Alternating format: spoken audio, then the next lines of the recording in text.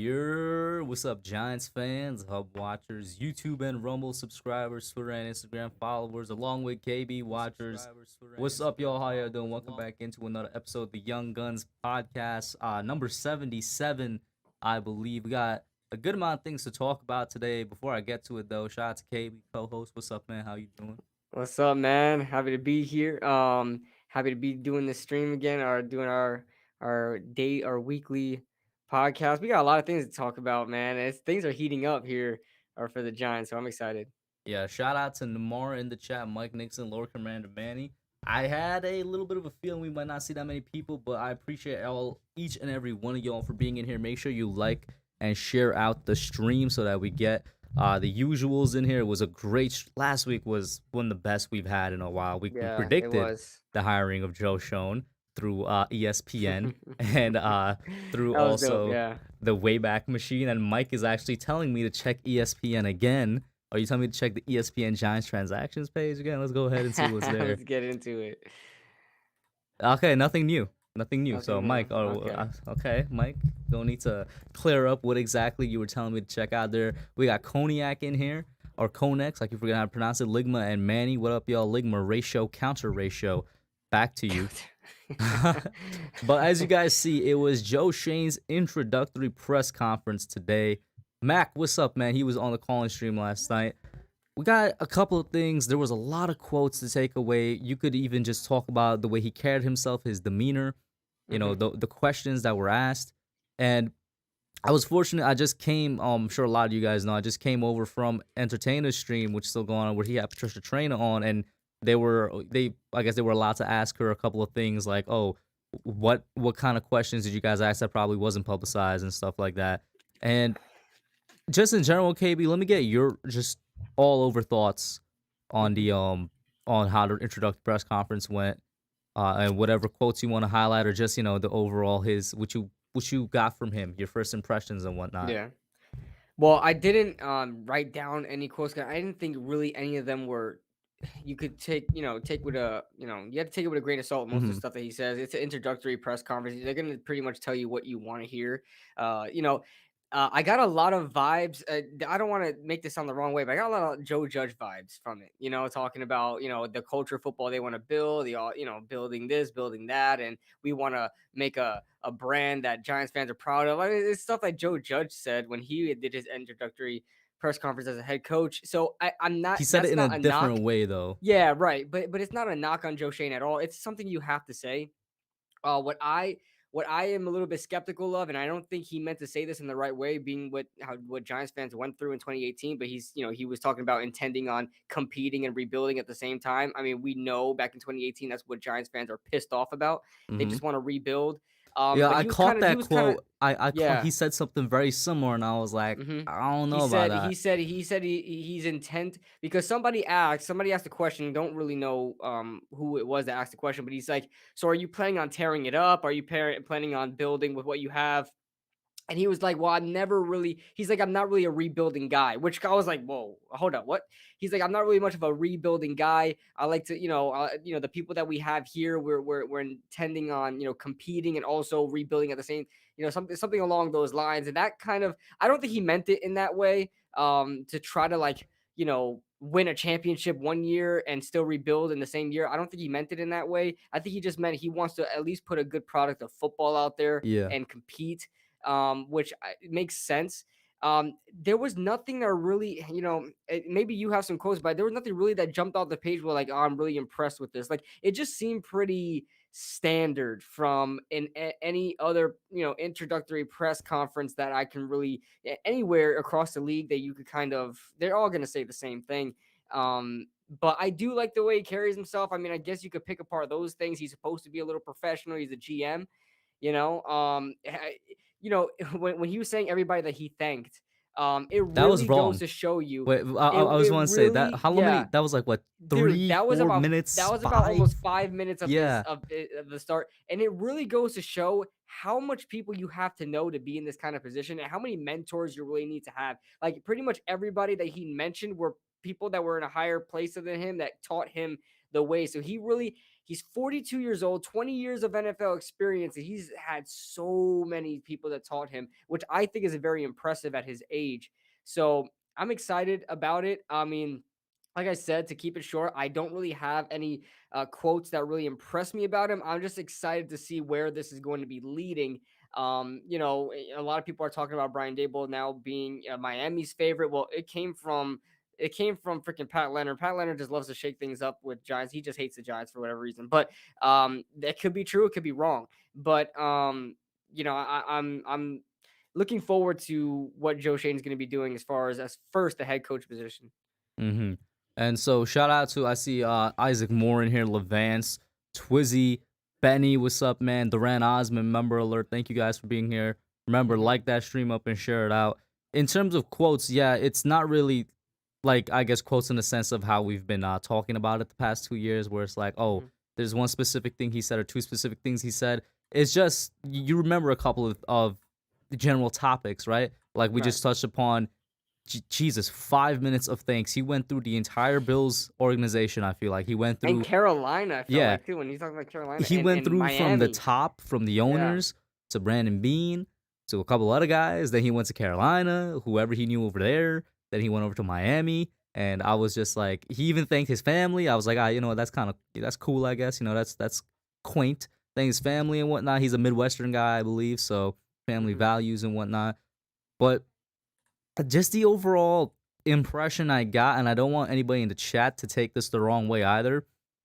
I don't know if unimpressed is the word I should use, Just or if it's bland. it was just like meh. Standard. Yeah, it was It was just standard. meh. And you know what? What I think it Go was? ahead. I just think it was the hype of getting a new GM. You know what I mean? Mhm. And the hype around Joe Schoen, because we all wanted I mean, most of us wanted Joe Schoen, and then when his name was mentioned as first being a candidate, we all jumped on board. So I guess we kind of really over exaggerated it ourselves, and it's just an introductory press conference. I mean, we shouldn't expect him to say, oh well, we're gonna do this, we're gonna do that, we're gonna get this guy, we're gonna get rid of this guy. You know what I'm saying? So it's like, it's And not like he would say in any of that addition stuff. to that, it being met isn't necessarily a bad thing. When you Right. look at the last press conference, introductory press conference we had was Joe Judge, and he had everybody wanting to run through walls and get on the Yes. football field for him, and Yeah. it didn't end in the best way. And before that, it was Dave Gettleman who gave us the comedian that he is whenever he speaks to the media. Yeah. I'm gonna miss that. I really am gonna miss Dave Gettleman I'm and gonna miss the his ghetto speak. yeah, the ghetto speak. Yeah, like that stuff was like mainstream stuff. Like, but people like people who aren't even Giants fans knows about Dave Gettleman and the way he The Boston accent. conducts. Yeah. It's hilarious. I'm gonna Exactly. miss that, but I'm looking forward to Joe Schoen rejuvenating the front office. You know what I'm saying? Just get like, also still have old school football in mind, offensive line running the football, but also bring in new aspects of the game. You know what I'm saying? Like these new GMs are starting to do. They're starting to implement analytics. I'm not a big analytics guy. I'll be the first to say it, but I'd be wrong if I said it's not part of the game today. So it's stuff that you have to try to implement, but not really go overboard with. I really want to see, skill positions be highlighted as well, and just new school football. I want to see a lot of that being implemented while still remembering old school football as well. Try to mix the both together, because I think Joe Schoen would be the guy to do that with 20 years of experience in the NFL. So he's been in the game for a while, and yet he's so young. So I expect the mixture of two in his tenure here. And then let me see here. Giants Being Sports is in here. Another thing about the Joe Schoen introductory press conference was that he didn't really. You said it right. It's not like he gave us anything necessarily to work with. When asked about the team and personnel and stuff like that, I think he gave the right answer, which it's kind of just alluding to. Well, first we got to get the head coach. Did your light just go out or something? Yeah, because it's hooked up to my it's plugged into my TV, and my TV turned off, so that turned off my light. How is the My light powered by the TV? Because it's powered by USB, and I ran out Yeah. of USB port to my computer, so I USB'd it to my TV. Doesn't the TV naturally give off light when it's off though? Yeah. When it's on? Huh? Wouldn't the TV naturally give off light when it's on? What do you mean give off light when it's on? No, the TV turned off. That's what it was. It was on standby. My bad. Yeah, that's all good.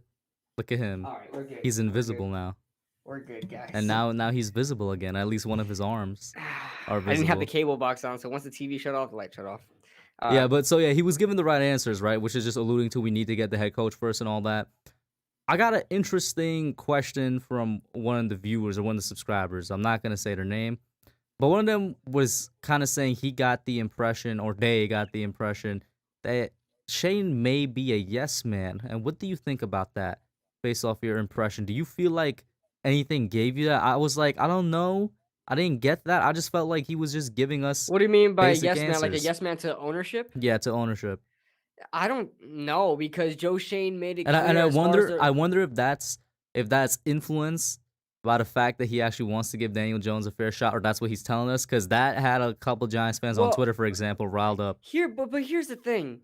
You can't like Joe Schoen made the right move in saying that even if he has no intention of keeping Daniel Jones, he could have used Daniel Jones as a topic, but was for a broader thing. Like when he said he needed to protect Daniel Jones, he could have may well been saying he needed to protect a quarterback. He's not going to say protect a quarterback because that's going to stir controversy that Daniel Jones is not going to be the quarterback. He would be dumb to say that we're thinking about getting a new quarterback when he has just gotten here, hasn't got a chance to evaluate Daniel Jones the correct way. So anybody really disappointed by him saying we're going to keep Daniel Jones should not be disappointed. And I've said this on many Twitter rants, and I'll keep it short here. Joe Schoen would be stupid to tie himself to a developmental quarterback, any developmental quarterback in this draft in the first round, to tie his career to that quarterback, because GMs live and die by the quarterback they draft. And for in his first year to draft the quarterback in a very bad, I'd say underwhelming quarterback class, and to do that in his first time ever being a GM is a death wish. Like Hmm. you are risking it all on this one developmental quarterback who will have no quarterback to mentor but Daniel Jones and whatever failed veteran quarterback you bring in here. And then a coach whom you haven't even hired yet. You don't even know who you're hiring yet. And you want to tie yourself or even think about tying yourself to a developmental quarterback who is probably going to start this year at some point, right? I mean, the fans will be begging for if Daniel Jones doesn't perform, he'll probably be out there. If we draft somebody, he's gonna start before the end of the year. That's we Exactly. saw happen in And 2019. it's to coaches, it's never the intention, right? How many times like when Baker Mayfield was drafted, I remember him the most. They were fully intent. Their full intent was to sit Baker Mayfield for a year. What ended up happening? 3 games in, he wound up playing the rest of the season. Okay. This happens all the time with rookie quarterbacks. They never just sit a year anymore. They really don't. Patrick Mahomes was an outlier, and it worked out for Patrick Mahomes. But in nowadays NFL, that developmental quarterback is going to wind up starting, going to be thrown into the fire. Whether you like Malik Willis, whether you like Desmond Ritter, Matt Corral, if the Giants were to draft any one of those quarterbacks in this upcoming draft, and for Joe Schoen to tie himself to that quarterback, because if you draft him in the first round, that's big. Okay, that is big. That's something that's going to be put on your resume as a GM, and it's going to be looked at.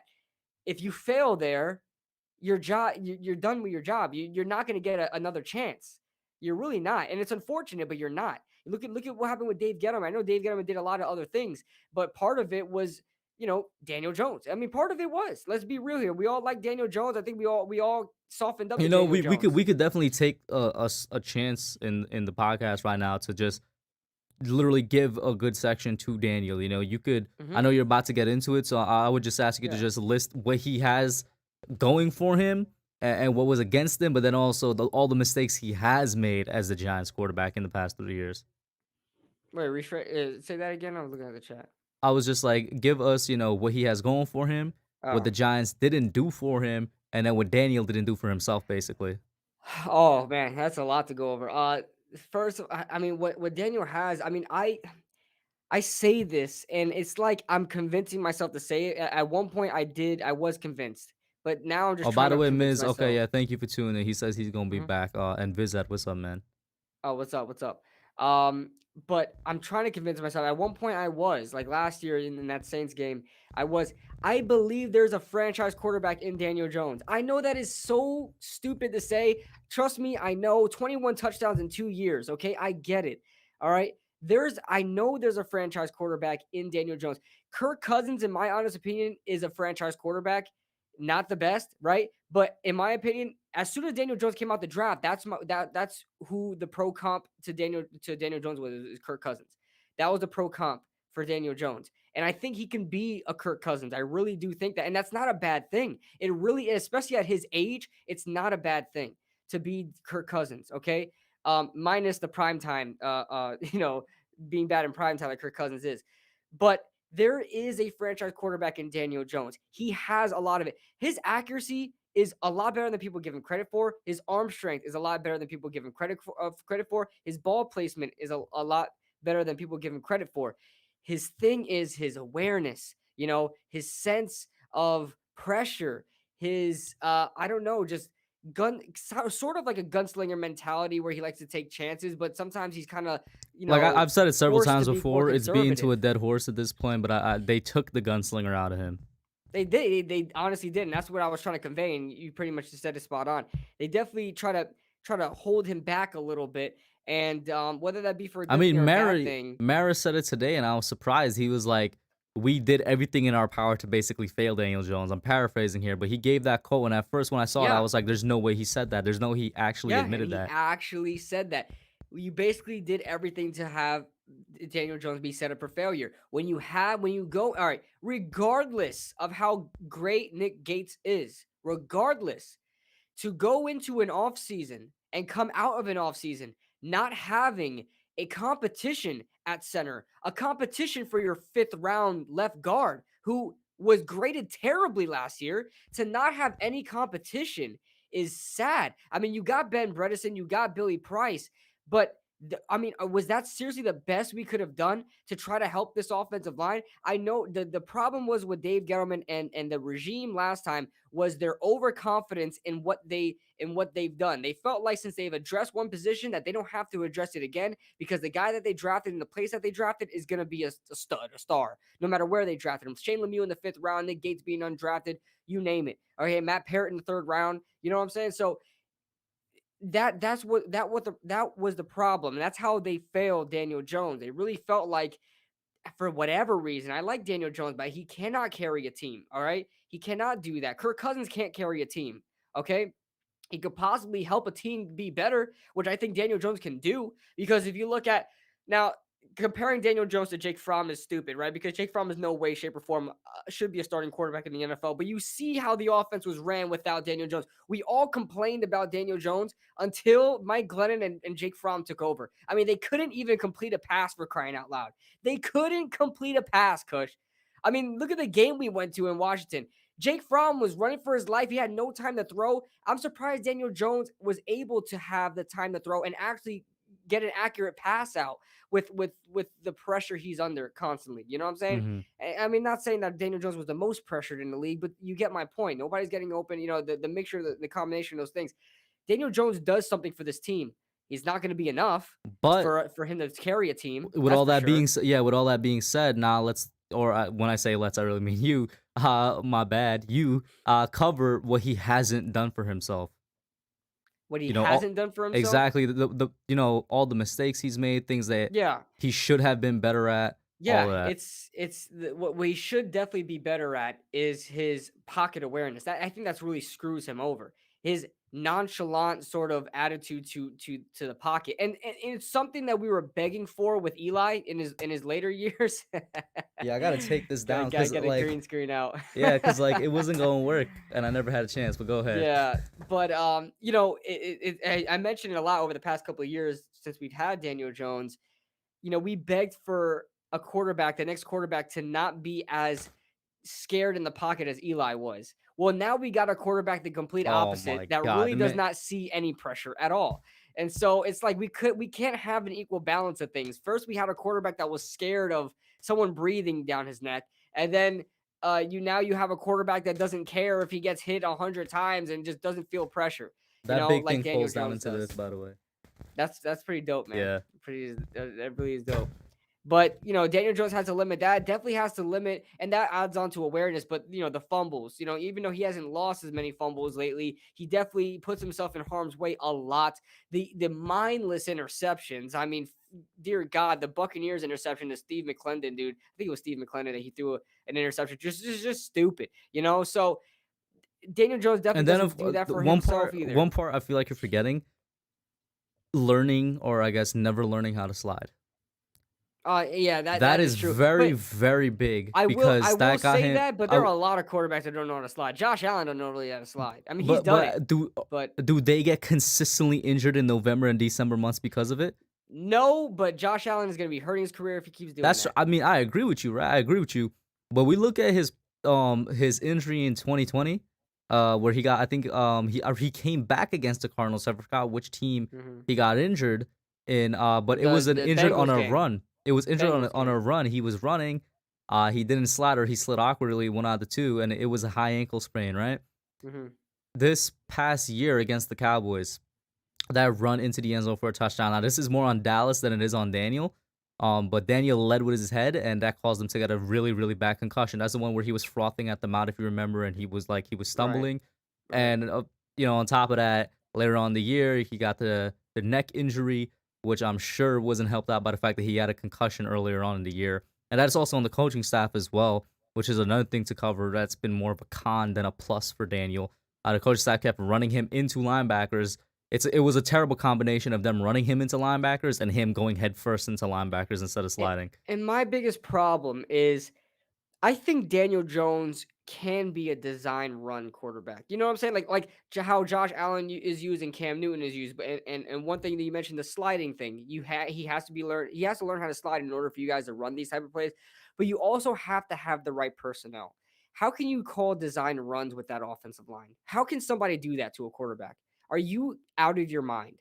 Are you out? You want Billy Price to be your lead blocker when Daniel Jones tucks it and runs up the middle? Are you kidding me? You know what I'm saying? Or Nate Solder guarding guarding the edge when you're making these design runs. I mean, I I I think they're trying to use Daniel Jones to the best of his ability, but they don't have the right pieces around him to do that. You can run design runs with Daniel Jones. He's one of the fastest quarterbacks in football. I don't know how, but he doesn't look fast, but he is. Even when he runs, he doesn't look fast, but somehow he's blowing everybody out the water. He can run. He can hurt you on the ground. You don't have the right pieces for him to do that yet. So I don't even recommend doing it until you do. But that's something that they failed him in doing, and he honestly does fail himself as well with not sliding and also putting himself in harm's way. And that goes to also, the pocket awareness when he's in the pocket. But Daniel Jones, I'm completely okay with the Giants using Daniel Jones this year. Whether I don't think they're going to bring him back. He has to throw like 30 touchdowns and 5 interceptions for me to really think that they're going to bring him back, because they have to look at what he's done in the past too. Because even if regardless of how you guys think the rebuilding process is going to go, it might not be that drastically different this year.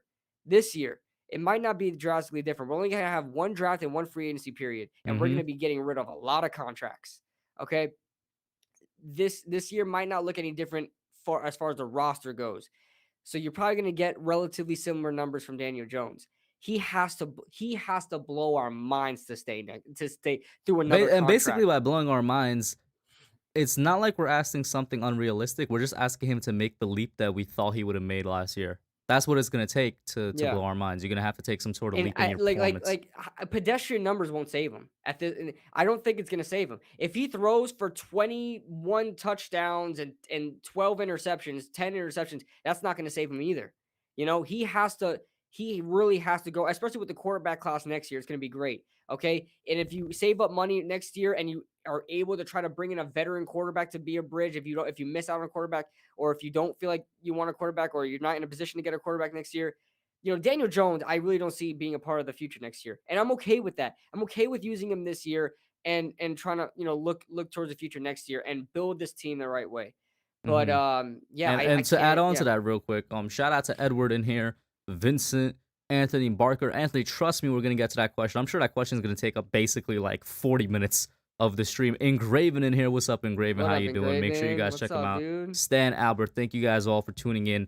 Like and share out the stream with Daniel now. So they basically, at least verbally, we all know things can change. I've been putting out the Cliff Kingsbury thing there. I know it's not completely the same. In fact, it's not even really related. It's just to show that what they say isn't necessarily what they're going to do. And as Giants fans, we should have experience with that already, with our front office telling us one thing and doing the other.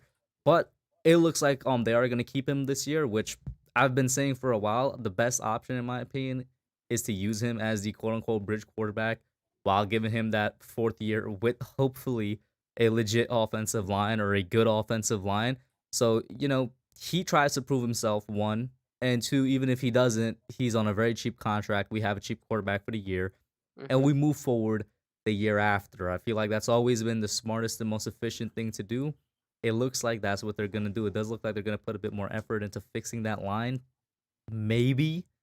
Maybe altering the wide receiver room. I feel like, I've been saying for a while now as a joke, but I actually kind of mean it. Darius Slayton, I'm going to be honest with you, bro. I'm not sure what value you bring to the wide receiving room right now. So you might be gone. Sterling Shepard If should they definitely be envision gone, and that's nothing against Shepard because we all love him, but like it's right. just time to be gone, bro. Go ahead. What were you gonna say? If they and here's the thing, I know a lot of people want to do away with Darius Slayton, but if they envision him, if the front office and Joe Schoen envision him as being a fourth wide receiver or fifth wide, they're gonna keep him. Hmm. They're gonna and I wouldn't be opposed to it either. I mean, I trust me, I've said a lot of bad things about Darius Slayton, but him as a fourth or fifth receiver is not bad. I don't mind that. And my only problem is you throwing him out on the field constantly, and actually use him for what he's for. I mean, although he drops a lot of passes, still use him on these deep. I'm tired of using him on these slants that he drops. I mean, he's not good Here's for that. here's here's the thing though, right? I don't mind him as the fourth or fifth receiver either. But you look at who would be our top three receivers, and you say to yourself, there has to be a change for one reason. You got Kenny Galladay as your number one, Kadarius Mhm. Toney is your number two. I think the number three is John Ross, even though he didn't get a lot of opportunities last year. The opportunities that he did get, he definitely looked like Yeah. the number three receiver on his team. And then you probably have Darius Slayton. The thing is, though, KB, the reason you need to make some changes there is because all of those dudes have terrible injury histories. So you got to replace some of these guys with Hmm. wide receivers that just are proven to be consistent in terms of their So availability. So as far as someone who's expendable but yet gets injured a lot, and even that would be John Ross. I mean, in my honest opinion, if you're looking to make this roster healthier and you're trying to get rid of expendable guys, John Ross is the first guy out because you can't get rid of The Kenny, thing you is, can't get rid of it's Kadarius, is that you John can't get rid Ross of Kenny or wasn't John Kadarius. Ross mostly healthy last year, if not healthy at all times. They just He was literally it didn't was use him. probably mostly healthy, but if Yeah. he starts having injury problems like he always has, he even had injury problems with us when he first got here. Hmm. If he starts having injury problems, and the reason why he wasn't injured, because let's be honest, he wasn't playing. That's why he hasn't been injured. I mean, there's only so many opportunities you can get injured in practice. If he winds up being injured, dude, and he winds up getting significant playing time, look what happened to Corey Coleman. He got playing time, got injured, and he's gone. It's exactly what's going to happen, and it's the exact situation. Former first round pick, journey, going to be a journeyman. He ends up here. As soon as he gets hurt, he's out. I mean, if they're doing what you said, and that's a smart thing, Hmm. get rid of the injured guys, get rid of the more expendable guys. He fits both those categories. He's under a cheap contract and he's injury I prone. was about to say because I think I would have to check actually because Darius Slayton was a fifth round pick. We're gonna have to check who has a cheaper contract. It probably is Slayton because fifth round pick they don't get paid much. They don't I get paid think I think anything. Ross was on like the vet minimum deal, which isn't that much either. But he would technically be the more expensive of the two. You might want to get rid of him in that aspect. It's just that logically you're making sense, and I agree with you. I like Ross more, not just like him as he's a really likable player, but also I feel like he's 100% better than Darius Slay, and I really do think that. But I you're think right that too. Yeah. because of one of the quotes. We're connecting it back to the press conference today, and I made a tweet, I made a joke about it, where Joe Schoen said he really believes in building the teams through the draft and drafting and keeping his own guys, meaning re-signing. Retaining them. Yeah. The Giants have only re-signed and retained like two players over the past 10 years, believe it or not, past their rookie deals. Can you guess who Mm. those two players are?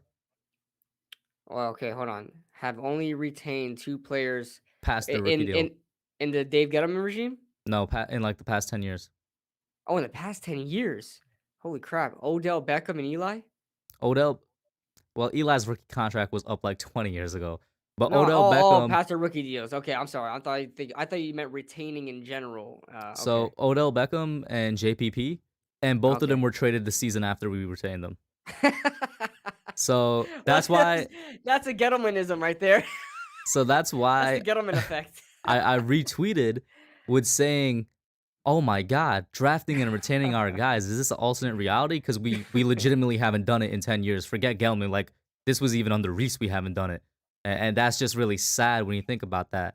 So if he Mhm. wants to start anyway, I guess yeah, he'd probably choose the free agent over the guy that was drafted. But it also tells me that what I hope in the future is what we saw with the Bills. They drafted and they definitely retained their guys. You know, guys like Dawson Knox and whatnot. But then there's also something else that kind of suggests the opposite of keeping Darius Slayton.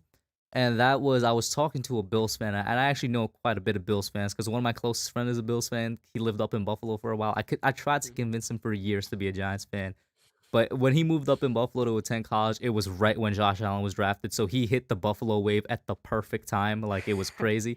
But so that's why I know some Bills fans. I was talking to him and he was like, don't be surprised if just based off of the way Brandon Bean ran things when he got to Buffalo first, if Joe Schoen takes a similar approach, there's going to be a lot of players cut that you don't expect to get cut for like reasons that you probably won't know. And I was just like, what do you mean by that? He's like, well, you probably assume there's going to be guys cut because of their contracts, like big contracts. And he was like, you're not going to necessarily be wrong, but there's also going to be guys cut who don't have that big of a cap hit just because he's just trying to replace them either with his own or with somebody he thinks is better. And that's And where I'm he like, does the he do guys hinted like towards that. Darius, yeah, do guys like Darius Slayton fit that category? He hinted at things like that because when he was talking about rebuilding the roster, people are asking him a lot of questions of how he's going to do it and who he's going to bring in. He said, listen, we're going to be talking, we're going to be doing, the scouting and evaluations of the current players here. And they're going to be doing a lot of film of the current players here. And they're pretty much going to kind of evaluate who fits what they want to do. And they're like, there's a lot of good people in here. And if you feel like, if they feel like they fit what they want to do, they're going to keep them here. And that kind of implies if they don't fit what they want to do, they're not going to be here. I guess that would mean regardless of contract, regardless of your kind of, I guess, hierarchy, where you stand in the hierarchy there. So whatever they feel like is how they want to win, they're going to keep the players that fit that objective there. Oh, I maybe there was another one for some reason. Victor Cruz just popped in my mind, but he was undrafted. So technically, I guess my statement stands true because there was no rookie deal, right? Technically. So does that technically mean it's still JPP and Odell? Yeah. There's no rookie because yeah, he's under He's a undrafted, undraft. so yeah. Un he's under a free agent contract, not a rookie contract. So yeah, you're Okay, right. but okay, so it's still technically correct. Hey, you know what? I'm gonna clip that later on. I'm gonna put it out to Twitter because I don't think a lot of people realize just how bad that is. Two Two. two guys, and they were gone the next year anyway. It didn't matter that we extended them. They were gone the very next year. Now, what you said in terms of fit brings us to the next question or the next discussion. This could really take up like a good 30 to 40 minutes. Just who in the world is going to be the next head coach? And you could start wherever you want with that. Okay. Listen, my ideal guy is Brian Dable. I've been pounding the table for Brian Dable. Um, whether or not that's a reality at Have you this seen what's point, have yeah, I was about to say, have you seen what's been reported yeah, today and stuff it's like that with Miami? talking about Miami. See, here's the thing, Pat. Oh, my bad. Pat. I'm sorry I keep What? interrupting you. It's because we Go kind of been ahead. ignoring the chat. No, Giants Bean Sports. Okay. It's not pre-recorded. No, I'm that's not sorry. We pre-recorded. gonna get we We gonna get to are y'all questions. here. Trust me. We're Yeah, here. We're here we're live. just trying to discuss all the topics Yeah. so far, guys. There's a lot of news going on, but um, as far as it goes, listen, I Jordan Renan, Pat Leonard, Matt Lombardo, these are guys on my list that spread information like wildfire. Okay, a lot of what they said is they break a lot of news. Don't get me wrong, they do that because that's their job, but they also do a lot of stirring up, riling up the masses. Okay, I don't I don't know if the Brian Dable thing is true in Miami, but the fact that the Giants are so close to pretty much hiring Brian Dable, all of a sudden Miami's jumping in, and now Brian Dable might take the Miami job. Because I, remember, you could be did you know? hired, but you have to Did you know there's accept. Vegas odds on coaching hires? I didn't know that Oh, until dude, today. Dude, Vegas loves for you to bet on anything. Okay, Did you know the anything. apparently the Vegas odds for who's gonna be our head coach favor Brian Flores over Brian Dable It used today? to be Brian Dable, but I think it Exactly. changed to It Brian changed. I Flores. don't and I don't think it's a Because of coincidence those reports. because it's stirring up the masses, man. I still think Brian Dable is going to be the coach here. If you ask me, I know a lot of people are talking about money talks. Miami might be wanting to pay him more and kind of give him like a Matt Rule type of deal with like 7 years, freaking $60 million or something like that. although that it may be the case, and Brian Dable might chase the money, he gets to stay in the same state pretty much, right? New Jersey, I mean, you know what I mean. Pretty much gets to stay in the same state, be employed by somebody who was technically employed by in the other place he worked at. There's some congruency there, familiarity there. I think Brian Dable would take New York over Miami. I really do think that. Um, whether that be the case or not, the second option would then have to be Brian Flores, and I'm not opposed to Brian Flores. I'm really not. I'm really, really worried about what was said about in Miami. I'm really worried about that, and I'm not the type of guy to say I don't care about culture, just have us win. I'm not like that. I don't want us to be in a shaky situation, but we still find a way to have winning seasons, but it's on thin ice. Look at the freaking Pittsburgh Steelers. They're imploding.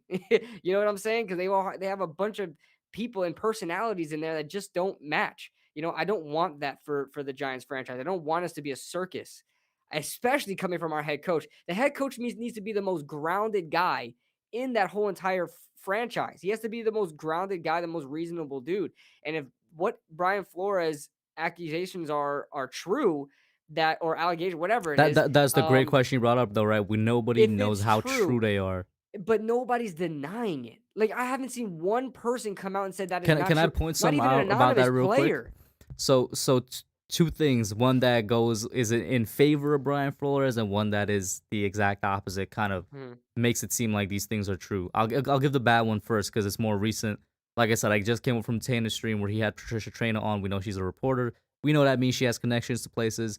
She mentioned that because she works at Sports Illustrated, the whoever works at Sports Illustrated but covers Miami, mentioned like they were having a conversation and that person told her, "Man, I feel sorry for you if Flores goes to New York because then you have to deal with all of this," referring to the stuff that came out. And like I said, that kind of implies, all right, maybe some of it is true. Hmm. But there was a quote floating around that was completely false about Brian Flores that he like in the way he treated Tua, that he straight up told him, "I should have drafted Mac Jones." That's what really got So me. here's the That's what thing. really got me. That was a false quote. And Really. that he never said that. That was Who can who that was who from somebody literally making a joke or something like that, or putting out a it was one of scenario, them that and we got it got freaking Wes it got Steinberg. taken Oh, mother freaker. bro, it got taken out of context and it spread across the internet like wildfire before anybody could Gotcha. even let it be known like, yo, he never said that. That's straight up a lie. That's So just a we straight got lie. it So you wasn't have one directly, thing on both yeah. sides right now. So what are you It thinking? it it wasn't a Wes Steinberg quote, but we got Wes Steinberg is what you're Mhm. saying. So you, Gotcha. like I said, you got one thing on both sides now. Like it definitely kind of, it doesn't necessarily Okay, change your opinion on it, but it now you're doesn't, just like, how yes. much is really true? Right, right. So it leads for me, it leads me to believe that there is some truth to it. It's just been exaggerated. As with pretty much every situation ever, it could be political, it could be, something in on Twitter, it could be something in your workplace, right? Any problem is eventually exaggerated to make it sound worse than it actually is. But the fact is, I think there is a problem. There was a problem. Now is the question of, is it at the to the point where it makes the coach unhireable? Because every coach has their like kind of has their fire type of attitude, right? Has that flame, right? Tom Coughlin was not somebody that a lot of people got along with. You know And what I'm it's funny you saying? bring up Tom Coughlin because we brought this up, or not we, Giants fans brought up former Giants coaches when we were getting towards the end of Joe Judge's tenure. It's more comparable, in my opinion, to bring that up with Brian Dable because I feel like his mentality actually matches a guy like Tom Coughlin way more than Joe Judge ever did, and he's also actually a defensive guy like Tom Coughlin. Like maybe he can redeem himself with a second chance like Coughlin did. I don't know. Yeah, I mean, maybe he can. Maybe he can.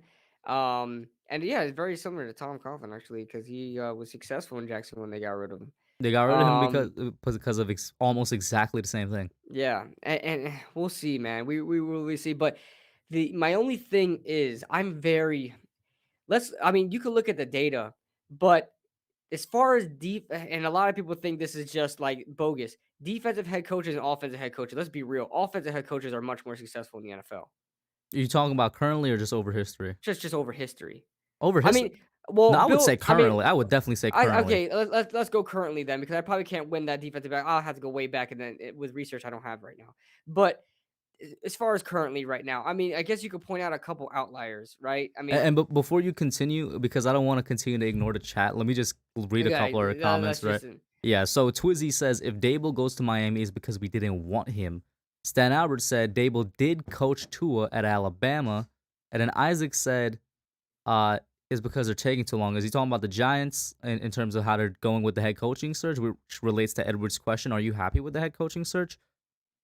I'm not as happy as I was with the GM search because all of the GM candidates I liked, all the head coaching candidates, bro, I'm gonna keep it real with you. they have These their are kind of a issues. letdown. It's like, but then you look across the NFL, right? And it's like, to be honest, there's just not that many good options in general for any team. Like our top two options are probably everybody's top two options. You know, Right. like let's look at these candidates we brought in. So obviously the two Bryans, Dan Quinn, who I've already mentioned, he gets a little bit more flack than he probably deserves. Then you got the defensive coordinator of the Bengals, Leslie Frazier, who really his popularity dropped after this weekend. And I think that's about it. Maybe there's one other guy. The other possible head coaching candidates you could interview. Nothing's really coming to mind Possibly unless no. Vic Fangio wants to take another shot at it. But I really think he's just gonna go be a defensive coordinator somewhere.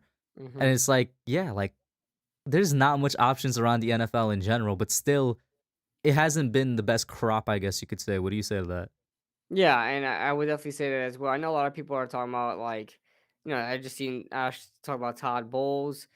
Like I said, I'm very skeptical about defensive-minded head coaches. I just don't think they have the success they used to, or even a success at all. I think offensive head coaches are where it's at now.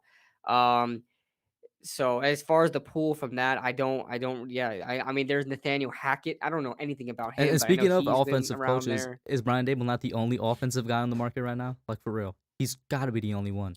Well, no, there's Leftwich, there's Nathaniel Oh Hackett, yes, there's Leftwich. Yeah, yeah, completely forgot and about Byron. yeah, but I don't want Brian Leftwich. There's Nathaniel Hackett from Green Bay. There's I think there was a one team that interviewed that freaking walking meme, Mike McDaniel's the offensive coordinator I for don't consider San him like a Francisco. legit candidate. I'm sorry. Me neither. I like he looks like a right hand man. He does not look like a head coach, right? Like, It's he not looks even like a that. It's right just hand that he man, has 1 year at offensive coordinator, and right?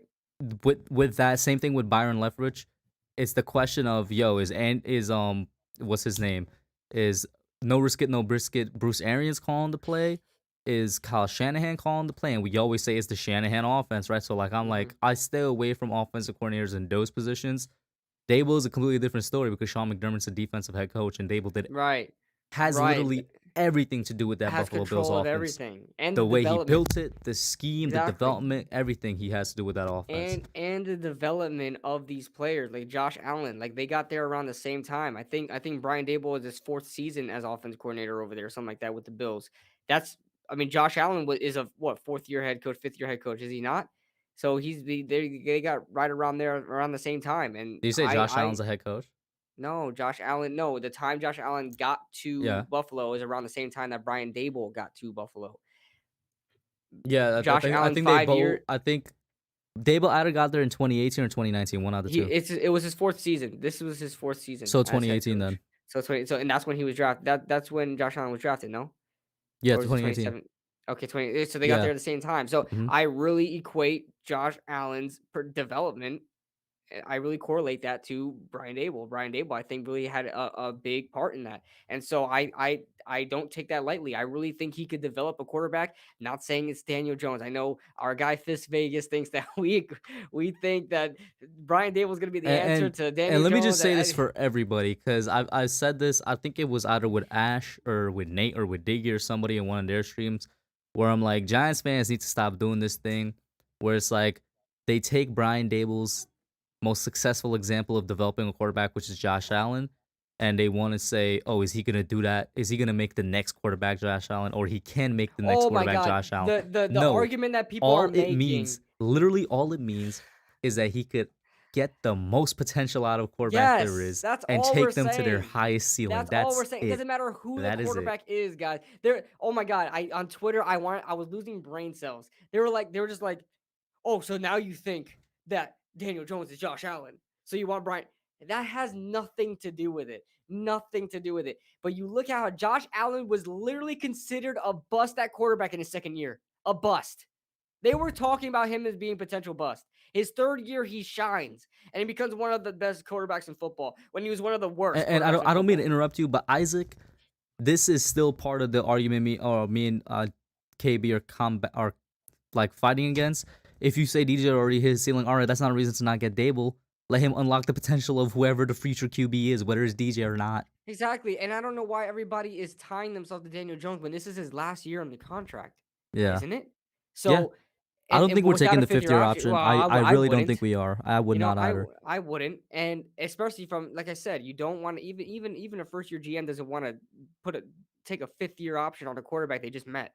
So, um, but that being said, I know a lot of people are talking about he can't be a head coach and offensive coordinator. Why not? It happens all the time in the league.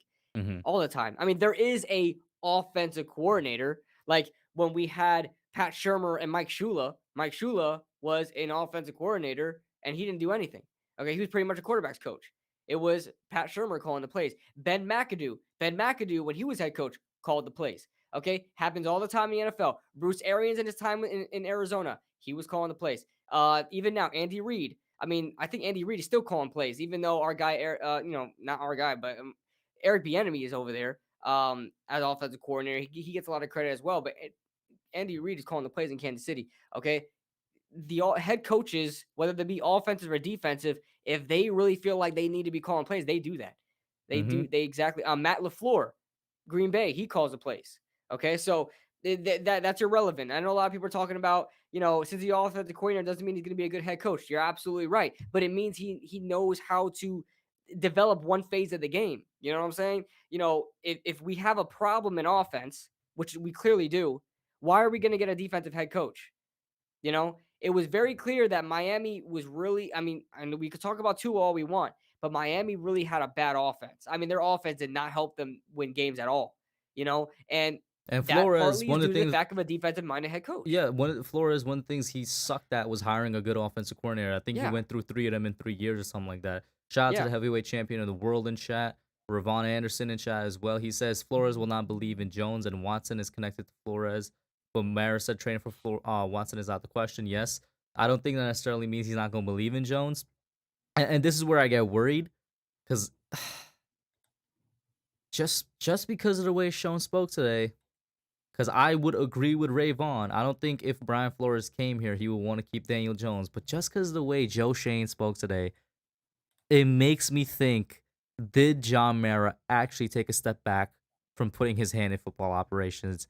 Because, bro, let's be honest. I feel like any new coach that comes here would try and get Daniel Jones up out of here. I don't know. I don't think so. Not yet.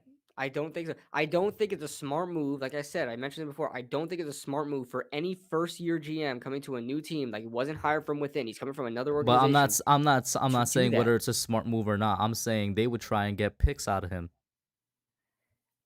It depends on what those picks are, because Mm-hmm. if you get, how much do you really think you're going to get on a first round failed quarterback with I 1 year think you left on could his get. deal? I think you could get just as much as the Jets got for Sam Darnold, which was what, a second round pick or a third round pick. I don't think so. Because I I don't think mean, I I would don't think say you're getting a second. he I was think you'll better get a than third and a Darnold, and fifth. Darnold got a second, bro. He was I think definitely you'll better get a than third. Darnold. As far as numbers go, I don't think he was not better than Darnold numbers go before he got traded. Not better than Numbers. not. 21 touchdowns in 2 years, dude. Hey, With listen, with, with the amount of I turnovers that he know the had, numbers, but if other teams are looking at him, right, and they're saying the same thing we're saying, where it's like he got dealt the worst hand in football, which is true for a starting quarterback. Maybe a third round, yeah, I could give that, but I could definitely think a team would give up a second okay. rounder. We have 2 first round picks in this draft. We have like what, five picks in the first 3 rounds or something like that. At best, I mean, we have 10 picks total in this draft. What is the benefit of really 9. adding a 9? Okay, what is the benefit of really adding another second and fifth to it, and then restart, and then bringing some random quarterback in here, and then say, hey, play for us for a year until we draft one? I just don't think it'll be beneficial. I don't think that's something you want to do as a first year GM. I just don't think so. I agree with the second part in terms of bringing in another QB because contract wise, the best bridge QB is Daniel. But I definitely disagree with the first part. It's always beneficial to have more picks. Always It's beneficial. it's beneficial, but it's not. If we were in draft capital hell and the GM took over a team with 5 picks in the entire draft, then I will be like, okay, get desperate and just get rid of everybody to see how much picks you can get. But if you're already at 9 picks right now, of course it's nice to have that second, and the fifth is kind of whatever, right? But I don't think the pros outweigh the cons of letting seeing what Daniel Jones has in his last year, letting him play out and using him as a bridge, and then going out. And unless you just want to put out an uncompetitive bad football, which I don't think they want to do, bringing in somebody and letting Jake Fromm start for the rest of the year, for this season or something like that. I Now, don't now think you here's a want to question do that that. relates to that. Are you bringing him QB competition? I Because you would say can't roll to a back out there with Mike Glennon as no, the no, you backup. cannot. You cannot at all. I would say first of all, the market is going to be hard to really bring in a quarterback that can compete for his job, The unless you really most want po- to bring in the like a mo- Marcus Mariota. You like I know, wouldn't mind a Marcus. I've always been a fan of I Marcus Mariota, so I me guess too. that's why I Trust say me, that. me too. I Yeah. think I love Marcus I will Mariota coming out always of say this. Oregon. I This might liked be him in a Tennessee. this might be an unpopular opinion. I will always say Tennessee made the wrong choice between Mariota and Tannehill, in my opinion. That's just me, though. Oh. That's just me. Well, I don't know. I mean, Tannehill But yeah, kind of no. did So like well. the two most popular names in terms of competition slash really good backup is Mariota, and then a guy that if Dable comes here, or even if he doesn't, a guy that Schoen at least has experience with, or Shane. I keep saying Schoen. That Shane has experience with is Trubisky because he's with the Bills this year. I wouldn't mind Trubisky. I would not mind. I know a lot of people be like, "Oh my god, I can't imagine a team with Daniel Jones and Trubisky on the same team." That's not. It's not even about that. You know what I'm saying? It's not even about that. But um, as far as like, of course, I want to bring a quarterback competition. That's a no brainer. But I'm not opening up the best free agent quarterback available, like best backup free agent quarterback available to compete with Daniel Jones, because then they're gonna be demanding a higher contract. That just defeats the purpose of even keeping Daniel Jones, I because think you're that's I paying him think eight that's million subjective anyway. to each player. I wouldn't say that blanket statement. I think that's definitely subjective to each player. But if because like I said, I want to give him that two birds with one stone that I've been saying for months now. Let him play hmm out the fourth slash beat a bridge. But in order for him to play out the fourth, I think that he legitimately needs somebody to light a fire under him. I think he needs not necessarily a threat, but somebody that he just knows, all right, it's not Mike Glennon. My job is like safe no matter what type of feeling. Whether it's a guy like Marcus Mariota or somebody less like a Nick Foles or something like that. And Just that's somebody. and that's fine, and that's fine. Um, but at that point, I mean, like I said, I don't like you're talking about trading him. I'll be honest with you, you're not going to get a trade for Daniel Jones. It's just impossible. He's on his last year with no fifth year option. Like Oh, unless this, I'm sorry. I saw a name that I'm like, if he becomes available, I'd love Gardner Minshew. I'd love him. I would no, I was I would, when Gardner Minshew that talks about him, Trevor Lawrence coming in, I was like, I would take Gardner Minshew in a heartbeat. Hmm. To compete with Daniel Jones, and like I said, if it was cheap enough or whatever, I would definitely do it. Like, But getting back to the because I don't want to spend too much time mhm, on DJ. That's what like we spent like the first 30 yeah, minutes on. I want to yeah. get back to the head coaching search, right? And in terms of let's just sort of compare objectively which guy is the more attractive offer right now for some legitimate reasons, right? And shout out to Ashton here. I don't know if I gave you a shout out, man. AB as well. And Philippines. Oh, Dalton. Andy Dalton is another name. Yeah. I forgot Andy Dalton existed. But we could get back to that another time. It's fair to say that Brian Dable is the more attractive name. One of the main reasons is what you just said.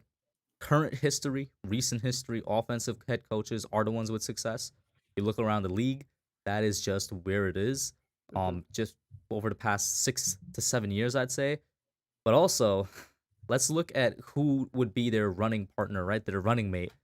If we hire Brian Flores and Brian Dable. For Brian Dable, you have a great choice of defensive coordinators. You got Vic Yes. Fangio, you got Dominic Martindale, you even got Patrick Graham if you want to keep him. You got Raheem Morris, who may make a lateral move if he wants to. You got the Miko Ryans. I don't. And by the way, these last two guys that I'm listing, I don't think they're gonna leave their team, but they are candidates. You have Gerard Mayo from the Patriots, who I legitimately think could be a really good defensive coordinator. Just recent history has shown that linebackers coaches from the Patriots have turned out to be really good defensive coaches. Um, Mike Vrabel. yeah, and it's like you have a lot of good options there. but also a lot of proven options. Now, if you go to the running for with Brian Flores, if he's hired who's the offensive coordinator, it's not nearly as attractive. Because I mentioned earlier, the only offensive coordinator that's even on the market at all is Brian Dable, and he's going for a head coaching job. With And on top of Flores, that, with on Flores, t- you're looking at position coaches to take a risk on to yeah, be your offensive coordinator. and on top of that, he's not an offensive minded head coach to begin with. So you're now trying to fix. We came out of 2021 with the problem of we have a good defense, they're rising, but we have a terrible offense, we need help. How does it benefit this offense by hiring a defensive minded head coach and bringing a random offensive coordinator? I If think it if was you want to hiring a help that, defensive minded head coach, but yeah, you had somebody on the offensive right, side that's the equivalent of Don Wink Martindale, then yeah, fine. But you don't. yeah. You have unproven talent all across the board. And on top of that, Brian Dable is just such a attractive choice because even though he's an offensive minded head coach, so you're lacking kind of that defensive mindset. Wink Martindale is available. Patrick Graham, it would still be available. Obviously, we have options for defensive minded, defensive coordinators, even with the offensive. We'll be taking care of both phases of the ball. We hire Brian Flores, we hire Dan Quinn. Now we're gonna be at who the hell is our offensive coordinators for, and who's going to help this offense? Who, first of all, right now, that's what we need the most help on. That's the most questions Yeah, right like now. let's just list off the priority. GM, we got the GM. At least we hope we did. We think we did. I guess that's part of this podcast. We got the GM. I think we'd all confident in him. Hopefully, he actually has full control, like they've been implying. I want to see that actually happen. So we got that down. The next most important piece is the head coach. We're currently in the head coaching search. And then right Mhm. after that, it's offensive coordinator. And then I'd say defensive coordinator. But offensive coordinator is right there with head coach right now in terms of Yeah. priority. Rayvon says hire Dan Quinn, he'll hire Wink. That's not even a for sure because I don't think a defensive minded head coach like Dan Quinn is gonna want someone like Wink Martindale coming in there because they're gonna be butting heads. Because Dan Quinn, I believe, called the plays too. So we'll see what happens there. And Pat Shermer as offensive coordinator, he's not coming back to He's he's not not going to coming come back to New back. York. Not coming back. He's on the market right now, but he's not coming back to New York.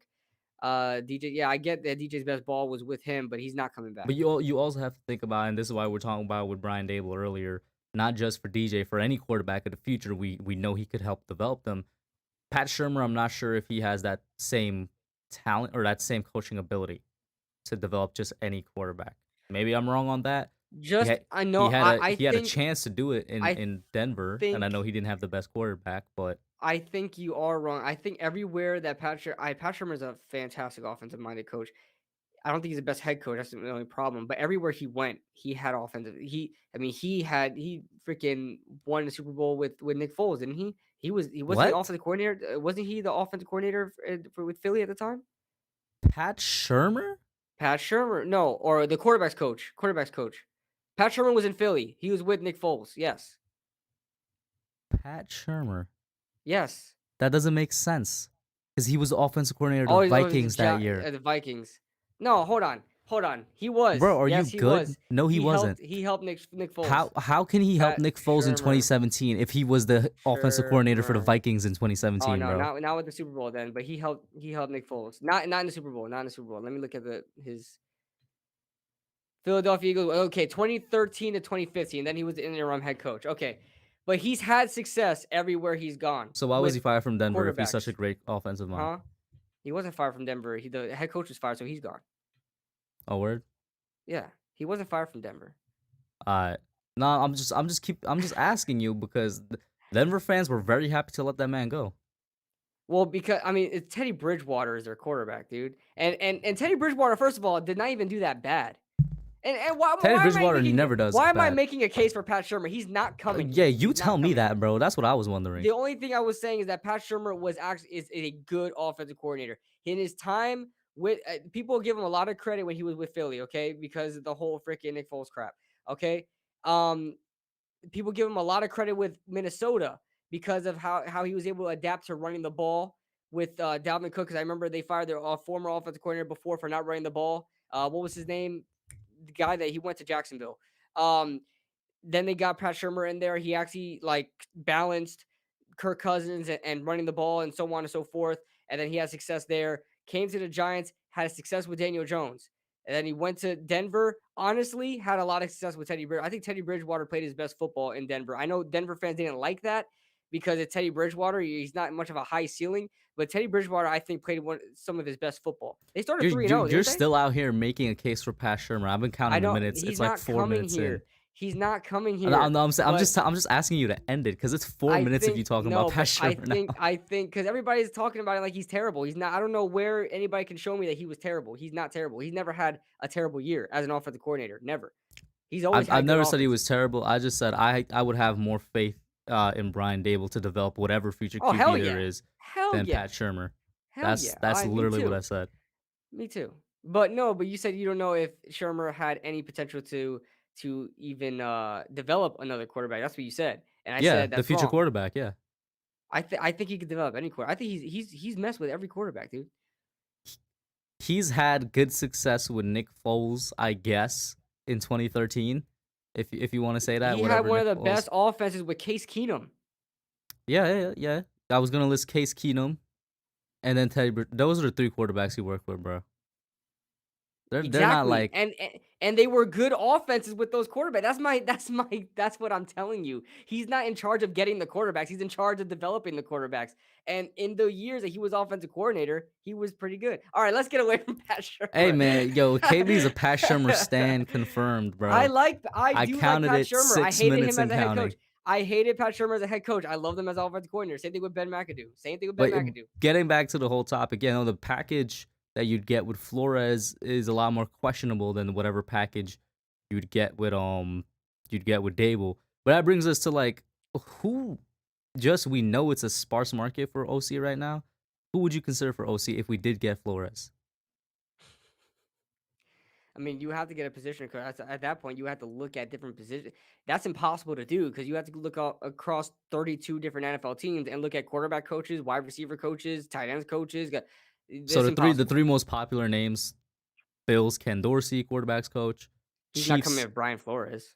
Chiefs, Mike Kafka, the quarterbacks coach, and Okay. Pep Hamilton that's been talked about a lot. And Pep Hamilton he's the only guy here that was actually offensive coordinator before, and he coached a great offense with Andrew Luck both in Stanford and when Luck was with the Colts for his first couple of years. My thing is, they're planning to keep him as offensive coordinator with the Texans. He might be loyal to that. That's what I'm saying. But I'm listing out candidates, just like how Yeah, would they're with the candidates. defensive side of the ball. If you think about it, and we say that they would say we're the team, there's literally just two.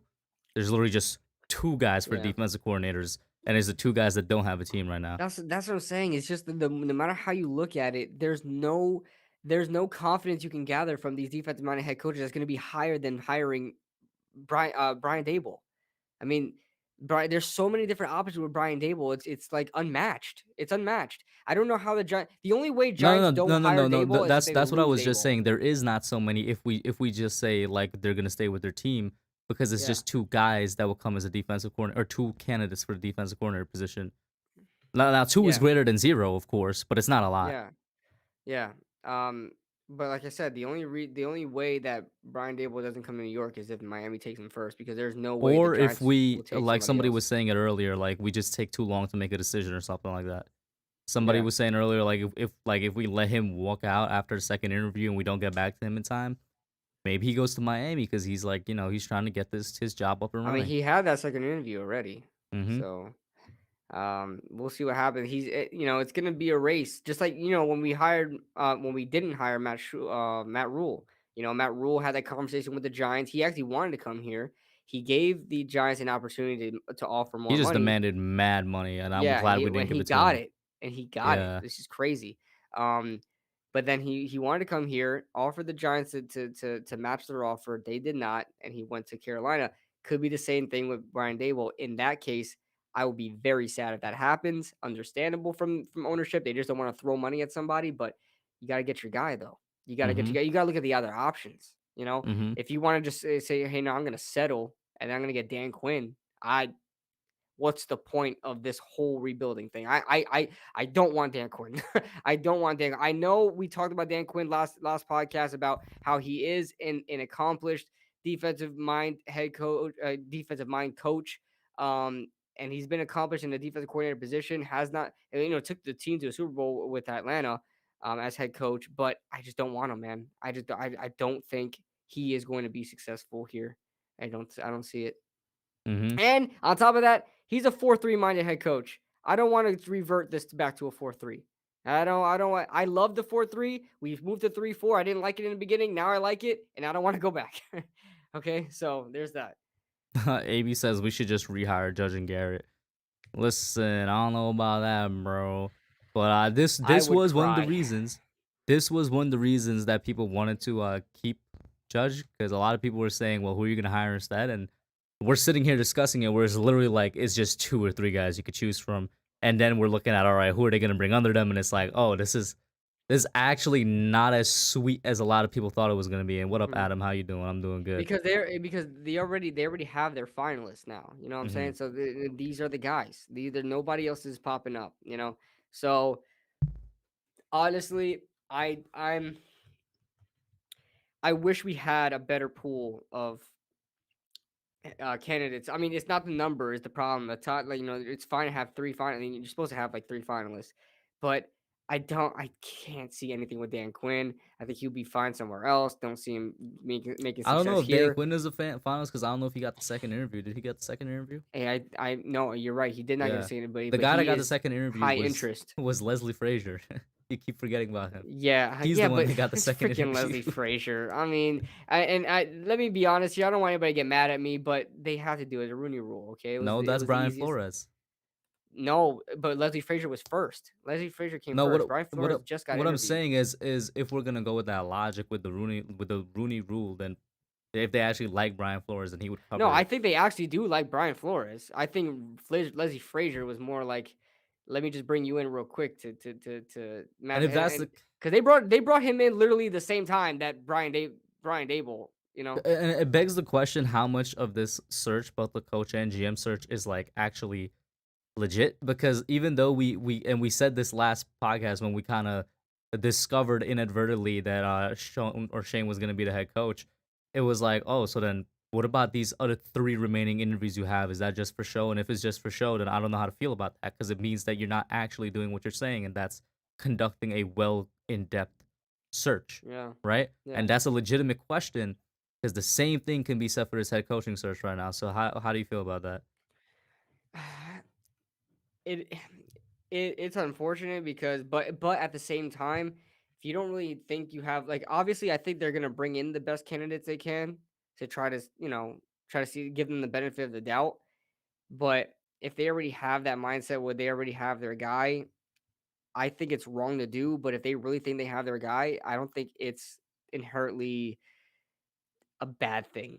You know what I'm saying? If they already have a good feeling about somebody else, but they have to interview multiple candidates, I can see where the bias is, but if they really think they have something in Brian Daboll or whoever that is, I don't think it's I don't think it's a problem necessarily. It is a problem though, because if you always have that, it's the same mentality they did 2018 with. It's just that they hit it better this time, if that's the case, right? Like if that's the case, Mhm. it's literally just that they hit it from the public better, because that's what they thought in 2018. They're like, oh, we got our guy in Gilman, we have our guy in Pat Shermer. It's it prevents you from getting guys.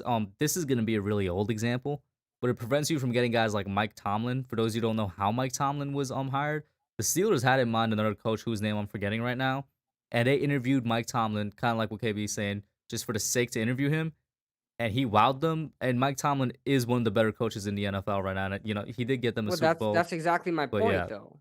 But that's exactly my no, point. you're Bring it saying No, I was what you saying were bring in the saying, best candidates available to try to yeah. wow you, but it's not necessarily like it's human nature. If you really feel like you have No, no. something in a What head I'm coach, saying but you is, have to hire if this thing, if okay, so if they're running this the same way that they ran 2018, it means that they're not considering those other guys that they're bringing in. I don't think I mean it's not going to be the same thing as 2018. I don't think so. Because remember, for the head coaching search, it's Joe Schoen doing it. I mean, the Mara family don't really have a say in who's the head coach. I mean, they do. They had So partly a take this say how you in will. this. According to Trina earlier tonight, Chris Maris is there to stay until he wants to move. I know. I mean, that's So he is inevitable going to at be this involved point. with the head coaching search. Yeah, but he doesn't have the final say. They are involved, but at the How do end of the we day, know it's that? But Shane. that's what I'm It's asking you, Shane KB. that gets it. We don't have any legit evidence to give us to say that they are actually It's stepping always away from it. it's oh no, no, but here's the thing you guys don't understand. The GM hires the head coach. The owners, they don't have they have a say. They don't have a decision. The GMs have the decision in hiring head coaches. That's always been. I mean, I guess we can do some kind of conspiracy theory and or whatever and think that the owners hire head coaches. The owners don't hire head coaches unless it's like a Jerry Jones situation where No, he literally oh, runs I don't know everything. if you're understanding what I'm saying. Where it's like, obviously the GM is the one doing the official hiring, but Yeah. You're I thinking the that mayor, basically they're in his ear yeah, in it. and I don't think so. that's what I'm saying. Because are we not convinced that's what happened with Gettleman with both of the coaches he hired, or do you think Gettleman Uh, actually wanted both of those guys? get him in with Shermer. I think so because And Shermer then was like Gettleman the with Judge? terrible. No, no, no, I know. I said I think Gettleman hired Yeah, Shermer. no, and I that's what don't. I'm saying. But Uh, Gettleman with Judge, what would you say? Gettleman with Judge. Mara was the one that was outspoken about Exactly. Judge. So I think he And that probably did something with it. that's the point that I'm trying to make. There's no solid evidence that's telling us the same thing will happen again right now. Okay, I still if okay if Brian Dable is still the best option, I don't understand how that's the problem. If he still wind up being the better option and they still feel like he's the better guy and they still bring in the best candidates possible, I don't see how that's the problem. How it's a problem. It's a okay, so I Okay, feel like you're only if you wow, misunderstanding my point. only if Wait, you let me try wow. and restate it real quick, right? Because Okay, I really think your my point is just flying over your head right now.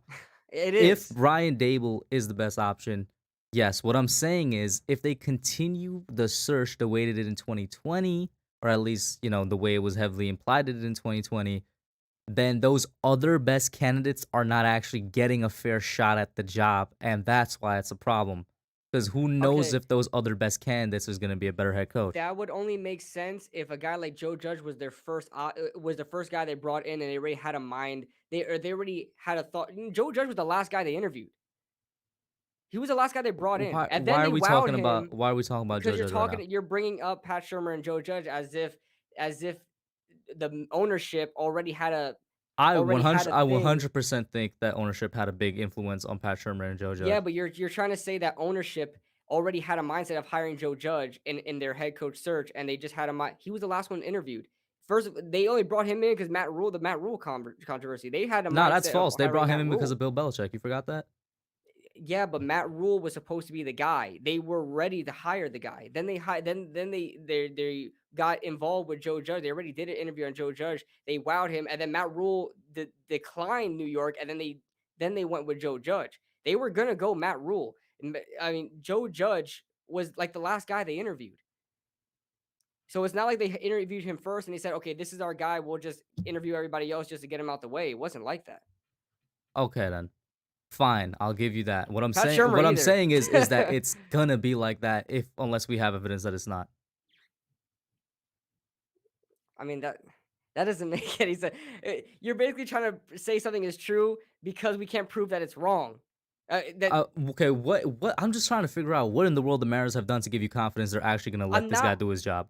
I'm because Shane. I mean, this is hearsay, but Shane did say before he was even hired here that he said he wanted full control of the football operations.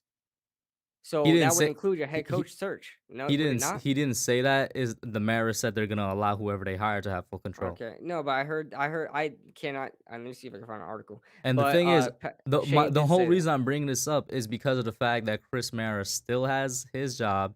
He's still a VP of football operations. He's not moving until the foreseeable future. And as long as that guy is there, the Mariners will always have a quote unquote say in whatever they do with football. Right. Here's the thing. The only way what you're saying, I understand what you're saying. The only way I would see it if it's a problem, if they were just to interview random head coaches. If I honestly feel like this was probably the best batch. Unfortunately, it's not a good batch. I think this was the best batch of possible head coaches to hire. I don't think it's a problem if they already feel like they have who they want to hire, but they still got the best candidates in the building to try to wow them.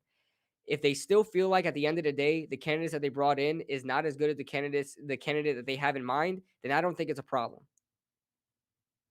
As long as they're giving him a fair shot, then A it's fair not a shot, problem. yeah, and Yeah. I think bringing in the best candidates is giving them a fair shot. That you just gotta wow them. That honestly is human nature. Everybody, whenever you're put in some kind of position to make a choice, if you have options, you're always gonna have your first option. I mean, that's just human nature. You're always gonna have your first option, and then you have your other options. And if your other options don't wow you, you go with your first option. I mean, it's just human nature. And I'm trying to look. The chat ain't giving me anything to necessarily work with here. Mary said before he would give up control, and Shane says collaborative. It's Isaac. It's all like That I said. is You can. that is true, yeah, in It terms of is what Shane true. was saying, because they literally asked him, and they asked him there was a non I don't know if you call it a press conference or not, but like a private questioning session with just the reporters, and they asked him, "So do you actually have full control?" And he didn't respond with yes, which is what I was hoping for. He responded with it's collaborative. And I'm like, "Damn, I really wanted a yes on that." I definitely wanted a yes on that. Yeah, because I him saying it's Yeah. collaborative, literally, I'm sorry, that goes against what they said they were gonna do, which is Yeah. he's gonna have full control to do whatever he Yeah. wants. We have to see. We'll really know.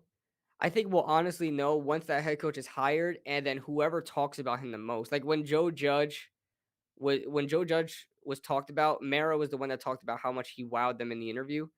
So it's really going to rely on that. I really want to see who talks about him the most. And of course, at the end of the day, I think it's inevitable. The Mara family, Mara, Chris, and Tish are going to be part of the interviewing process for head coaches. In my honest opinion, they're not gonna leave that apart. I just hope they leave the decision to Shane. And let's hope he doesn't feel pressured by that. I was about Um, to say, and that kind of referencing human nature, like you did earlier, you're always gonna feel pressure if your boss is right there in the interview room right, with you, no exactly. matter And what. that's another thing. You're always gonna be like, yeah, you're right about that, but And that's why yeah. I'm just like, yo, if he said yes, then I'm like, all right, they're not gonna be in. He's gonna be the one just in there, unless he asks them to be, and he's like, let me get your thoughts. But I was really hoping. I also realized yes, I could be 100% overreacting, but I was really hoping that it was a yes instead of it's a collaborative effort from what he was Yeah. saying. I hope it is. And if the Mara here's the thing. The Mara family, one thing I'll give them props on is that they literally did what the fans said. They didn't want to get rid of Joe Judge, and they did. They're doing what They we did that want them because to of do. Tish. Yeah, because of Tish as well. The stupid thing to do would be to go back and then do the same thing that you did before, and you pretty much hire. And everybody knows, right? Even in the press conference, I said that in last week as well when they tore up John Mara in that press conference. They basically pretty much said you're a terrible owner, right? And he took it. He would be so stupid to go back and do it again after the press conference. He does not want to be in that situation again. So and he also said he didn't want to be doing these introductory press conferences again, which I mean nobody does. Nobody So does, but bro. But yeah, it's your nobody fault does. that we're But here again. yeah, exactly. So I mean, as far as that goes, man, I just want to get this over with, man, and to see who our coordinators are, man, because So that's honestly the biggest thing to me. according to rumors, we should be getting a head coach announcement either Saturday or sometime during the weekend. Take that how you will. Recent Yeah. rumors, of course, we acknowledge as well, saying that Dable is being favored in Miami more than he is on the Giants side of things. Which Oh my take that how god, you dear will. God, man, I can't. I don't want that to happen. That would be such a But Giants thing, bro. listen, in my opinion, if I'm be honest with you guys, I think the next head coach of the Giants, and I could see the Giants doing this honestly, is gonna be Dan Quinn. They're gonna hire him because nobody was thinking about him at all, and he's gonna come out of God left damn it, field. Kush. He's gonna come out of left field Way so way hard, to bro. give us confidence in the And chat, you bastard. and the offensive coordinator is gonna be the quarterbacks coach from the Saints that work with Taysom Hill. So yeah, I think that's what's gonna happen. What about you? Oh god, wait. How do I top that, dude? Listen, I just gotta go basic here, man. I still think it's gonna be Brian Daboll, but you are making me worried now. You really are, and I know it's such a Giants thing, but the fact that you just said that, it's just like, damn, Listen, that would be such a freaking you Giants know thing to what? do, bro. That would be such a How for them if to you get Dan expecting Quinn disappointment, and man, then oh you my can't be god. disappointed if you expecting disappointment. You You know know what I you mean? know what I understand what you're saying. That's why I'm a realist and slightly a pessimist, but I'm trying to be confident about this. You know, the one thing that would piss me off they hired Dan Quinn is when in his introductory press conference, John Meredith says he's a decorated coach. He's been to a Super Bowl. He's been successful with Seattle and Dallas as a defensive coordinator, and that's why we felt he was the best option because he has the best resume. I would flip this table, man. I would flip this table. I don't want to hear about his success with Atlanta, who he's a defensive minded head coach and had one of the worst defenses in like NFL history with Atlanta one year. It was terrible. Okay, I can't. Oh my god, if Dan Quinn is the freaking coach, oh my god, I will cry. All right, I all will right, cry. all right. And Patrick Graham, I know Patrick Graham's interviewing for a job. That's just, I think that is like the most thing I could call out as a formality more than anything. I'd rather Patrick Graham be the head coach than Dan Graham Quinn. is either gonna be the DC or not. That's gonna be it. He's either the DC or he's not with us. So you That's think just he's how it's staying? gonna be. No, I said he's either the DC or he's just not Oh. gonna be here. That's what it is. Oh, I don't see him as like okay, a legit okay. dude for the head coaching job. Yeah, But all yeah. right, fine. I'll lay off Dan Quinn. All right, and I'll give a more realistic one. They hire Lou Amorano from the Bengals defensive coordinator to be the next Giants head coach, Yeah, and you he know gets what? You know what? You know what, Kush? You know what? what? That would be such an even more Giants thing to do. To freaking hire a head coach that didn't get a second interview. That would be such a Giants thing to do, dude. If they come out and said, I can't even pronounce this guy's last name, It's like Lou Armanarno or some. Amarino. I don't know Yeah. what his name. Oh my god. When they no lie, dude. When I opened up Twitter and they said we have conducted an interview with, I'm like, who the hell is this guy? You know Who the what's hell? funny? The He was Bengals have a defensive he coordinator? he was our DB's coach in 2018. I didn't even know that either. Yeah, Yeah, so I he has know. a I saw Giants that. connection. Oh my god! I thought we were doing no connections. What was going on here? Are you sure about that? John Cena, are you sure about that? Oh god. Like all things aside, man, it's all jokes. But damn, that would be such a Giants thing to do, And man. with Lou, we get as our offensive coordinator Thomas Brown, the Los Angeles Rams running back coach and Where are you assistant getting head this coach. from? Are you So getting? so not only is he the running backs coach, but he's also the assistant head coach of the Rams. So that's who we get as our offensive coordinator, Thomas Brown. Bring it on, Tom Brown. Right, and if that one doesn't work out, so I'm kind Oh of going down from god. like I guess worst to Yeah, let's better. get Mike You you s- McDaniels at this point. you said Lou was better or worse than Dan? Then what? Then Dan? Which one was worse, the Lou scenario or the Dan one? Lou, of course. We didn't even do a second interview with this dude. Well, we didn't do one with Dan Quinn either, but at least he's more decorated. All right. So this is gonna be our actual head coaching combination going into the future. All right. Okay. We are gonna get, and brace yourself, as the new head coach. It's an offensive minded guy, so you get Just that what we part of your want. wish. Just what we want. Yeah. John DeFilippo, the Chicago John Bears quarterbacks DeFilippo. coach, That's is the that's new the head guy. coach. That's the guy I was thinking about. That's the guy that the Vikings fired for Pat Shermer because he didn't want to run the ball with Dalvin Cook. They sent him to Jacksonville. I guess now he's in Chicago. He's the Oh quarterbacks coach in snap. Chicago. Quarterback, he demoted himself bad. He went from offensive coordinator to Vikings to offensive coordinator with the Jaguars to quarterbacks coach with Chicago. And he's gonna be the next head Holy coach of the Giants. crap. Hell no. Oh my god. John DeFilippo coming out of left field like Joe Judge did. Holy crap. Did Joe Judge even do a second interview? I don't know if we gave second interviews that year. I'm be honest with you. I just know that Yeah, I don't think we did. I don't think we did second interviews, which sounds weird. Yeah, but that is yeah. a bit weird. So Oh my god. Dude, what the freak? you heard it here first. Byron Leftwich is the next head coach of the Giants. And Steve Magnolo. Steve Magnolo coming back to New York. in all seriousness, it's gonna be one of the Bryans, obviously. And I put out a video yesterday. My dream scenario will be Dable with Don Wink Martindale as the the offensive Yes, side and sir. the defensive Once side. once I heard that the Giants have interest in, oh my gosh, I was all over that, man. Because I was interested as soon as they said that Wink was fired.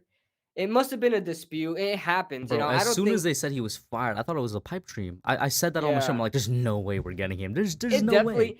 it most definitely wasn't because of production, because the defense is good. It was Because definitely they had a lot of injuries on the defense this year, so that's why it kind of dropped. but I think it was definitely just probably a misunderstanding with with John Harbaugh. You know, he still had a lot of great things to say about Wink, and they just said they just came to a mutual agreement to part ways. That tells me that there was probably just stuff they didn't agree upon, and they just felt like it was better to go the best way. So Twizzy, as to why not keep Graham. So I'm gonna separate your things a little bit. If Dable wanted him, then I mean, yeah, that's the head coach that wants him. We keeping him. But if Dable doesn't have a preference, Wink is such an upgrade over Graham. Like yeah, it's I not would even take Wink. funny, man. I would take. I love Patrick Graham. I feel like and I guess just watching him for 2 years and like watching all his press, you feel like know him as a person a little bit. He seems like a really good guy, right? He seems like a guy you want in the Giants building. But I Wink Martindale, but Baltimore's defense is like always on top. I mean, they're known for their defense, and he's kept that going for years since he's been And in he with the was the Ravens. linebackers coach for them for like 5 years before he got promoted to defensive coordinator. Yeah, and the Giants also. Oh, I mean, Twizzy, not for I don't nothing. mean to sound hostile or anything towards you. That was not the intention. Yeah, and you know, not for nothing, we did interview Wink Martindale when we interviewed Joe Judge. So there's Hmm. that. So Oh, was it yeah, with Joe Judge or with Pat Shermer? It was with Joe it Judge. was with Joe Judge, yeah, because I Okay. remember wanting Wink Okay. in Yeah. 2020, bro. I Yeah. wanted that So man bad. yeah. As soon as I saw that he was let go, man, I was like, yo, the Giants need to get need to hurry up and get their head coach because I want Wink Martindale because he's gonna be a hot commodity. He really is gonna be a hot commodity. He hasn't, or maybe I don't know if there's like rounds to it. You have to do like let the head coaching search pass first before the coordinator search begins because I haven't seen any across the league interviews for offensive coordinator and defensive coordinator Well, positions. because remember, it's the head coach that hires these guys. I mean, he puts together his coaching staff. You know, he's able to put. So unless it's like a situation um, like say with the Giants ownership, how they were requesting interviews for head coaches before they even had a GM. It was because they're going by the list of their finalists, and they all had Brian Flores as the finalist. So that's why they requested for Brian Flores. You know what I'm saying? So that's why you know potentially they can do that, but I just probably not yet. Probably they don't have someone who matches everybody's list yet, which is crazy because they definitely need to request an interview for Martindale. Mm-hmm. I would love, and on top of that, he runs the 3-4, so that we don't have to change anything. Don't have to change anything. So I mean, guys, unless you got any questions, I'm gonna go ahead and end the stream right around here. KB, any? I don't know. I think we covered everything. I think we did. I mean, we talked about a lot with the coaching search. We talked about the quarterback. We talked about Do you think oh Shane is gonna replace the Wii remotes that got oh, on the he new already series? did. He already did. I think someone's already tweeted out a picture of him. I don't think it was in Giants office. Probably it probably wasn't in the Giant. It probably some picture from Buffalo, but it showed him with a remote in an office, but it wasn't a Wii remote. And they were like, change has finally come. Um, but I guess you told me to address this, and I will address it. My edge ranking so far for Yes. the 2022 NFL I draft. was surprised. I I was really am surprised. I am surprised at what I saw. Now, this may be an overreaction. I may go down and put Aiden Hutchinson back up top. As far as Kayvon Thibodeau goes, because Kayvon Thibodeau is like not. Don't get me wrong. I think Greg Rousseau was a terrible prospect to be in a top 5 of the draft. I think Kayvon Thibodeau is still a top 5 prospect. I think he's the Greg Rousseau of this draft. Not that he's going to drop that far. I think people are really thrown away by his athleticism and his raw ability, like potential. That I don't think Kayvon Thibodeau's day one going to be a star yet. He has like a lot of technique issues. He's completely raw. He has no arm technique at all. So that's why I'm like, he's just not ready. He could definitely be the best out of the three with some years of coaching. But Kayvon Thibodeau to me is at 3. Aiden Hutchinson is the most technically sound defensive ends you would find in a draft, like almost ever. I really equate him to Joey Bosa. Joey Bosa is a really good comparison for him coming out. Um, and I love Aiden Hutchinson. My only problem with Aiden Hutchinson is he has like little to no bend at all. And his explosiveness is spotty. Like sometimes it's really there where he just dominates somebody, and then sometimes he just gets stopped in his tracks, has high pad level, so on and so forth, but his technique is beautiful. With George Karlaftis, I always have trouble saying his name, Karlaftis. George Karlaftis has one of the fastest get-offs at 270 pounds that I've ever seen in my life. This That's the guy thing is though, a right? He'd be a stand-up defensive pass end, right? rusher. He could. I think he could. I think he could put at his hand in the 270? dirt. Yeah, he's at 270, dude. I No, think he could. because it Huh? sounds like you're about to say OLB as well at 270. Yeah, JPP is doing it just fine Well, right JPP now. lost weight. How much did he lose? JPP was We at can look it up 270 right when he now. was with us, When he was and with then I us, don't. yeah. Yeah, when he was with us, but I don't think he lost much weight when he went to Tampa Bay. Why aren't they showing my his weight? Let's go to Wikipedia. Actually, no, not Um, Wikipedia. Pro Football Reference would have his but weight. I think he can be. I think he can be. I'm trying to think of other big 3-4 outside linebackers. They're out there. They're definitely out there. They're definitely out there. Um, but I Oh dude, nope, I'm wrong on that one. He's still around 270. yeah, you can get it done with the right amount of athleticism. Dude, you watch this guy from standing up, the amount of freaking get the that's one of the fastest get offs I've ever seen, dude. He and his swipe move is insane. His swim and swipe is insane. Um, dude, he's relentless, man. From the first quarter to the fourth quarter, same amount of energy throughout the whole time. And I think that's going to get him success in the NFL. Now, he does, just like what Aiden Hutchinson does have some bend issues, like athleticism issues. Like he's very stiff with his body, which can be an issue. Um, but he has that speed. He has the power. He's technically sound. Like he's like Kayvon and Aiden put together, but just a little bit lower. Like he doesn't have their full potential, but just a little. Like he possesses both of what those two pass rushers have. So I what I'll think he's ask just you is, uh huh. then are you your rankings then are gonna be by basically who's most pro ready? Yeah, right now it's most who's pro ready. As far as like potential goes, I think Kayvon has the most potential, but you never know if they're gonna hit their potential. You know what I'm Yeah. saying? So I'm So just that's what I'll talking ask about. you. I guess that's why I haven't looked at Karlaftis yet, but that's why I personally have like um Aiden at the top because I feel like he's a good mix of pro ready and potential. And you would be completely right to put Aiden. I think Aiden is very pro ready as well. And I and you know what? And I can go back and forth with this all day, but Aiden Hutchinson just dominates higher graded tackles. He just does that. Karlaftis, the last game I watched was Ohio State. Karlaftis struggled against Ohio State. Aiden Hutchinson bullied Ohio State. So that's something to really look at too. But as far as like explosiveness from the first to fourth quarter, Karlaftis has, Aiden Hutchinson doesn't.